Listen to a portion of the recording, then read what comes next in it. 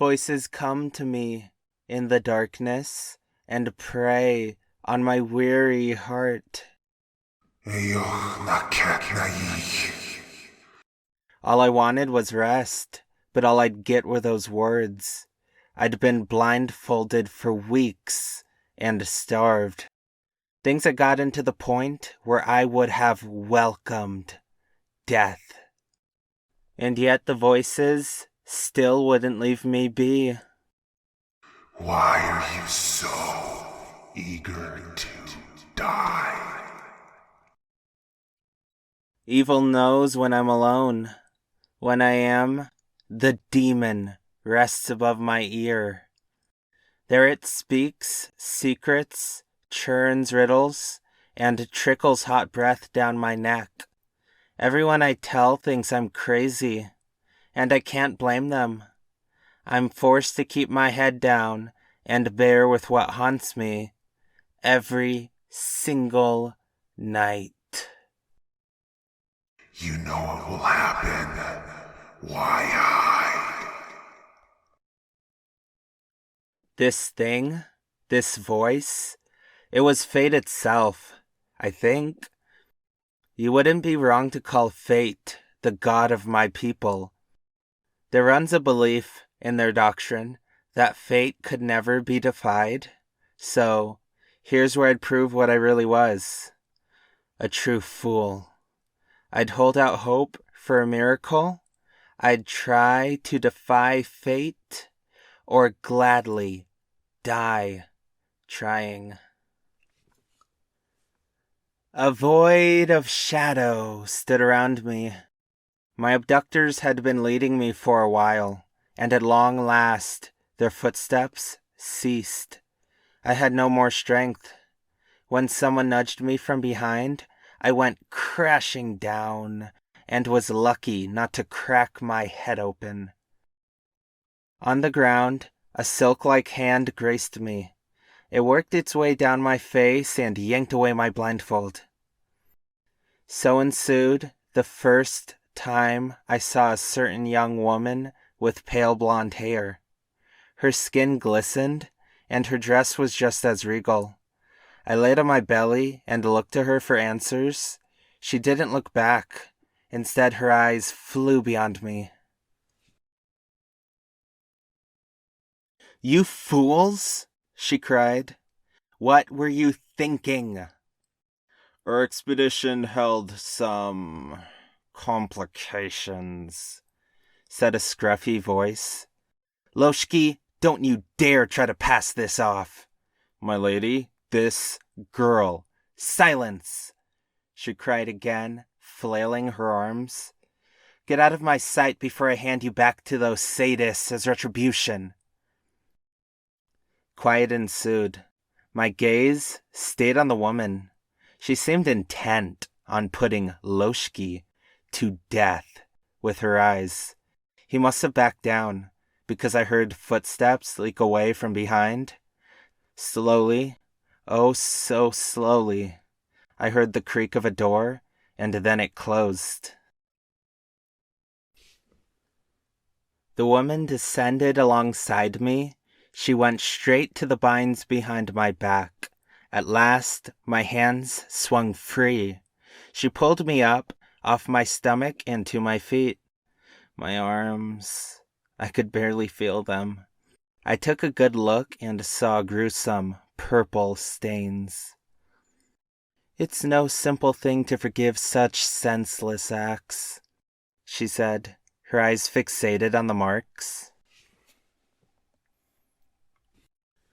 Regret trickled off her tongue, but real or fake, I couldn't tell.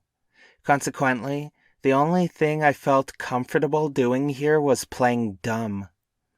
"Still, I'm thankful for your kindness," I squeaked like a toddler. "I'm very, very thankful." "Of course." She took me by the hand, then looked to my eyes. Her eyes were soft and kind, but I could tell there was something hidden within them. "You must be hungry," she said. "Shall we see to that, my dear?" That would be wonderful. Thank you. I used to think I was thin before, but that was nothing compared to the skeleton I was now. I was desperate for anything she'd give me. She led me by the hand and through the room. It was laden with silks, fine tapestries, and all sorts of regal frills. She sat me at a table, and then she started to give requests to a servant for all sorts of foods I'd never heard of. I snuck glances in the meantime. Something about the paintings strewn about was really tipping me off. I could swear I'd seen them before, but that couldn't be the case, right? In the midst of my confusion, a servant laid down a tray of sizzling hot food. Two more followed right behind, and they each did the same. Saliva started to beam from my mouth. My eyes went wide. Eat, young one. My stomach roared. I was too shocked to eat, despite how much I wanted to. She brushed away at my long, pitch-black bangs and gave me a little smile. Is food uncommon where you come from? She said. Please, my dear, eat. Was this some sort of test? If so, then I was eager to fail in glorious fashion. I clawed at the table and flooded my mouth with its bounty. Nobody seemed surprised when I started to choke, especially the woman, who had a goblet of water at my lips in mere moments. A good minute of gagging ensued before I could breathe again. It only makes sense you wouldn't have the sort of food you deserve where you hail from, so she said. My eyes stayed on hers.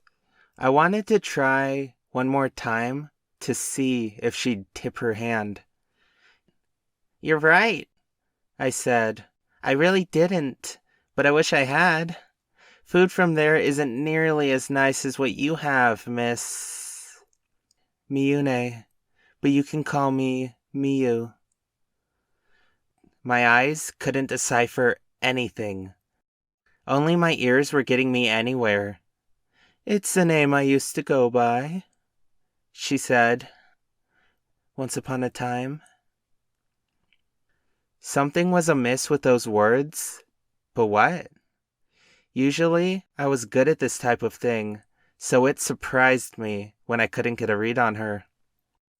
My lips stammered around, trying to recreate the way she'd said her name. Miyune, she said. Or you could think of it this way, Miyune, neigh like a horse. Did they have horses here? I wondered, because we had no animals in my homeworld. Miyune, I said slowly. Well then, Auntie Miyune, I want to thank you for dinner. It's spectacular. Of course, my dear. She looked so calm, so comfortable, so in control. I'll serve you well, Auntie Miyu, I said, knowing well they hadn't taken me to make me a slave or anything so simple. Serve me? She laughed. As if anything, you could serve me by being the sister I ever wished to have. What in God's name was really going on here? She wasn't fooling me for a second, even if her deliveries were pretty convincing. What is your name, my dear? She asked, breaking me out of thought. This must have been her way of playing dumb, because there was no way she didn't know precisely who I was. My act of innocence broke, albeit just for a second, and this marked the first time I messed up in front of her. I'm not eager to keep my name, I admitted. Kehach is my name. I wondered if my name sounded weird to someone of her tongue. Kehach, she said, raising a finger Then from this day henceforth, may I know you as my dear Kea Listel?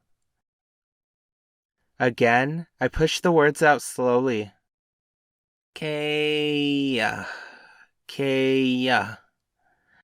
Names in this language were difficult for me, and what Listel meant, I could only imagine. Still, anything was better than retaining my surname. I hated my bloodline. All the scars that painted me from head to toe stood testament to the sort of character my family had. I really do like the sound of that, I said. Thank you. And how old are you, young one? As if she didn't already know. 14, I told her. Ah, a fine age. That is still more than young enough to experience the world in a way the aged cannot understand. That in itself is quite the blessing. Her words had a special rhythm to them that made everything she said sound elegant. I nodded, smiled, and went along with her little game. Yes, very true. Such energy, she sighed, a grin embroidered onto her face. That'll suit you well with us. Yes, I could only hope so, because whether I liked it or not, I was stuck with her for the foreseeable future. Could I run? Of course. I was adept, swift enough. I could probably escape. Except, in a place I did not know, there wouldn't be much of a point. Where could I run to? So yes, I was all but bound to whatever fate she had in store for me. And yet the last thing on my mind was giving up.